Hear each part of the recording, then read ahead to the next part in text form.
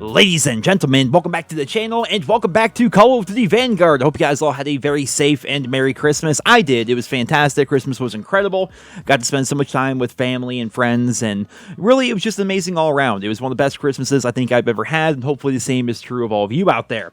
Well, right before Christmas, I posted last week's episode of Dear Nero, and in the title of that video, I put that supply drops were better, which was basically referencing a question that was in the video itself, where someone said that they thought supply drops were actually better, given the fact that you could actually earn things, or at least have a chance to earn things, as compared to what we have now, where you have just an obscene amount of things in the shop, and the stuff that we can actually earn in-game is pretty lackluster. Even the best stuff in the game can't even be earned. For example, you have the atomic ammo, which is the Vanguard equivalent of dark matter. It's literally not able to be unlocked as of right now. We are almost 2 months into this game's life cycle, and the challenges are still bugged. I think someone told me that Jeb has like all the challenges done for every weapon that can be completed, but he's still waiting on Sledgehammer Games to actually fix their game and get back from their second vacation since the game launched to make it so he can actually unlock atomic ammo. That is absurd if you really think about it. Well, because of the title of that video and some tweets from Modern Warzone and videos from people like Prestigious Key and stuff like that, the Call of Duty community got pretty upset with me just because I had that in my title, right? The idea that supply drops were better,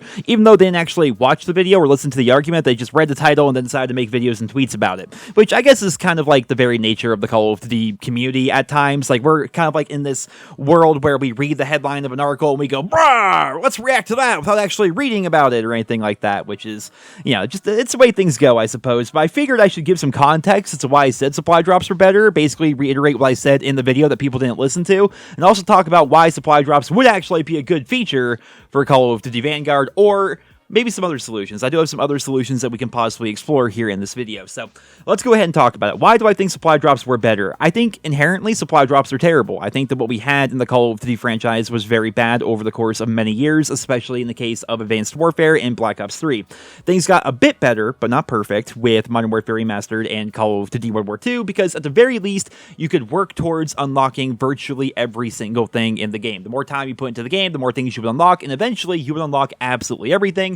Whereas in a game like Vanguard, that is simply not possible. With the amount of stuff that we have in the shop, all that stuff is only able to be purchased with real-life money, and your passion, your playtime, your skill, all that is completely irrelevant. What actually matters is your bank account or your credit card. And just to give you guys a quick example of this, here is my shop today within Call of Duty Vanguard. I'm not going to bore you by showing you every single individual item here, but as you can see, we have all these bundles, and I did the math for you. To buy every single bundle that's in the shop, in my shop right now, it would cost exactly 31,000 COD points. 31,000, guys. You know what that equals out to? 310 of your dollary dues, for crying out loud.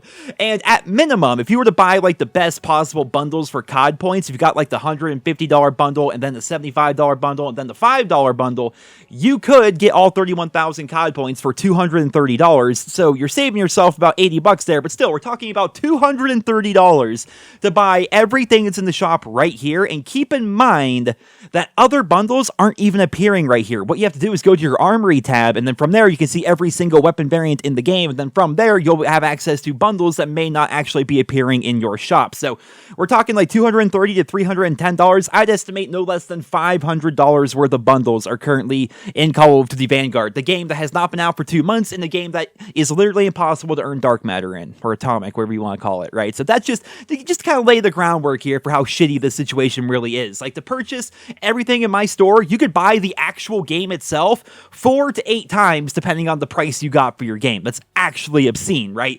And the stuff that we can earn in game, you look at the battle pass, like for example, here's what we get at tier 100 of the battle pass. This is a variant of the Cooper carbine, and honestly this looks like a common supply drop variant from Call of Duty World War II, and we compare that to this, which is a literal fire breathing dragon STG variant that costs $24. Like, this thing looks like a dragon and actually like spits fire out the side and has smoke coming out the top when you fire it. That's $24, but the thing that requires us to put dozens and dozens of hours of playtime into the game, it just looks like this. They literally just like knitted a ugly looking sweater thing on top of it, which is just obscene, right?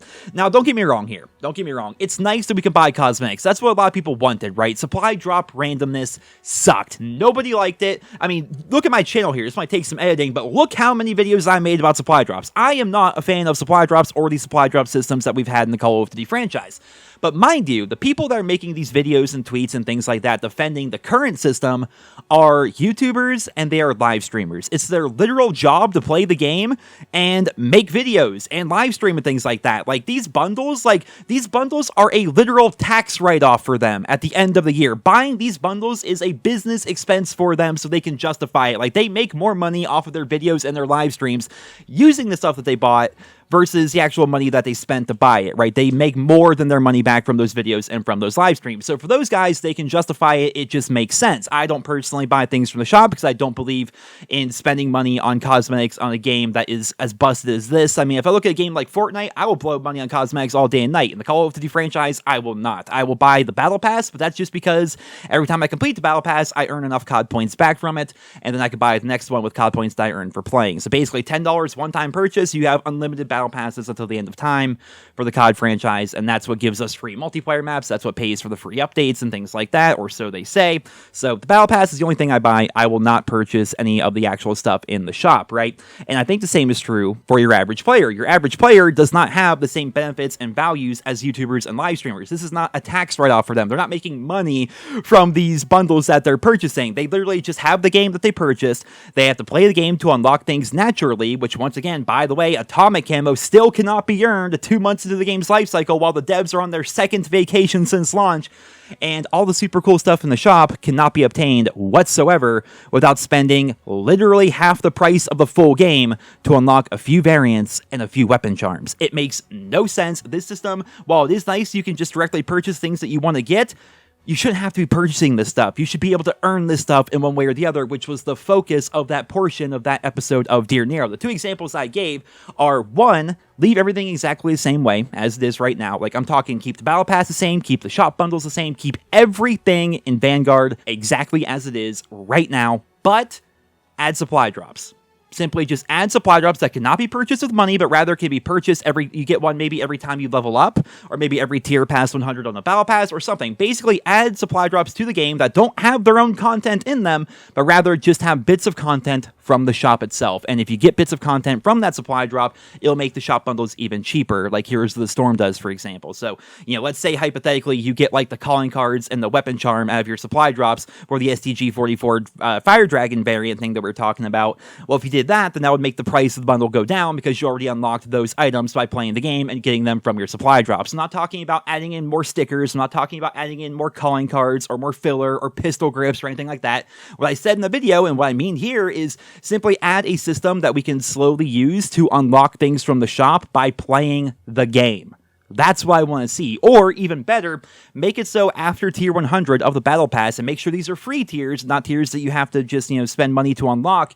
Make it so every tier past 100 on the Battle Pass gives you 100 COD points. And that way you can save up your COD points by playing the game and blitzing through those different levels and stuff, and then use those COD points that you saved up to buy more Battle Passes or buy things from the shop, this, that, or the other thing. It'd be very similar to what we had back during Black Ops 4, where after tier 100 of the Battle Pass, you could get these reserve cases, and instead of opening your reserve cases, because, supply drop RNG is stupid, then you could just save those up and then buy any weapon in the game or any variant in the game for 50 of your supply drops, or buy any Blackout character for 50 supply drops. That was a good system. The focus of the video that I made, not that people watched it before reacting to it, was that there needs to be ways in the game right now for fans to unlock stuff from the shop as compared to just spending their money. I understand that these YouTubers do it as a tax write-off. It works for them, but for the average consumer, the average gamer, the stuff that we earn in-game is not really that great. It isn't whatsoever. Like, if you look at the operators, for example, right? Here are all the operators. I have all my operators at level 20, which means I have that, I'm going to call it the dark matter equivalent of operators, right? You have that fancy gas mask looking thing for every single character. Well, the characters over here, you can't just get, right? You have to unlock Francis by buying the Battle Pass, and then Lewis cannot be purchased whatsoever unless you buy him from the shop. And mind you, even if you're like me and you did get the Battle Pass and you were able to level up Francis all the way, you can't even use your gold skin for him because you don't have access to Lewis, for crying out loud. So to actually continue to complete everything in the game, I have to go buy things, which I'm not going to do. So there needs to be ways to unlock things from the store by playing the game. Saying that a system like this would be bad for the consumer is factually incorrect. It just is. To say that we should not have a system like supply drops in the game that you get for leveling up or doing things that give you a chance at unlocking stuff from the shop is just asinine. To say you don't want that is to say that you just don't want more stuff in your game for some reason, right? There's nothing wrong with the system that I outlined, but again, nobody actually watched the video, and they were reacting to a title because react culture on the internet and YouTube and things like that. Like, I understand the state of the world and how things actually run. I'm a YouTuber at the end of the day. I get that these guys got to chase their money and make their videos and weigh in on topics, but I just wish people were actually informed before they would, weigh in on such topics. I was not calling for the return of Black Ops 3 supply drops. Those were asinine. I'm not calling for the return of even World War II supply drops. That was also asinine. The part I was talking about would be things like armory credits, being able to save up your reserve cases or a different form of currency to buy weapons directly and buy content directly like we had at the end of Black Ops 4. That's what I was talking about. At the end of the day, I always want to have the consumer's best interest in mind because it's quite clear that for a lot of YouTubers out there, they don't. And it's definitely clear from the perspective of Activision and Sledgehammer and Treyarch and Infinity Ward and Raven and this, that, and the other, that they don't have the consumer's best interest at heart. At the end of the day, I want the game to be amazing. I want it to be fun. I want it to be rewarding. And I want people to actually feel like they're not wasting their time when they're playing the game, and I want them to be constantly rewarded and have more things to do. I want them to sign into COD every single day and have something to look forward to, as compared to signing in and hopping on a game of shipment and having it look like this. Because Sledgehammer Games doesn't play their own game, and they thought, you know what? We play DOS House. We're right there with you getting destroyed by shotguns on DOS House. Oh, those thermites, those are everywhere. That's fine. Let's add another fire grenade. That's not going to ruin anything, especially when there's no counter to fire in this game. Oh, man. Sometimes I think I'm crazy. Sometimes I think, like, am I the one that's out of touch? Am I the one that's wrong here? Or is it just true that, like, all these other, like, COD YouTubers and, like, all these, like, developers at Sledgehammer and stuff are just, living in their own bubbles of self-delusion and they don't see the game and the systems for what they actually are? I don't know. I have no idea. But ladies and gentlemen, there's my video. That is going to be my my explanation, I suppose, for what I was talking about. I guess I had to reiterate it in its own specific video because I get that Dear Nero is a longer video and people didn't actually want to click through and see the part of the question that was featured in the title. But at the end of the day, again, it's react culture. It is what it is. But I hope you guys all enjoyed today's video. Let me know your thoughts and feedback on this down there in the comments. Thank you all so much for listening, and I hope you guys all have a wonderful day.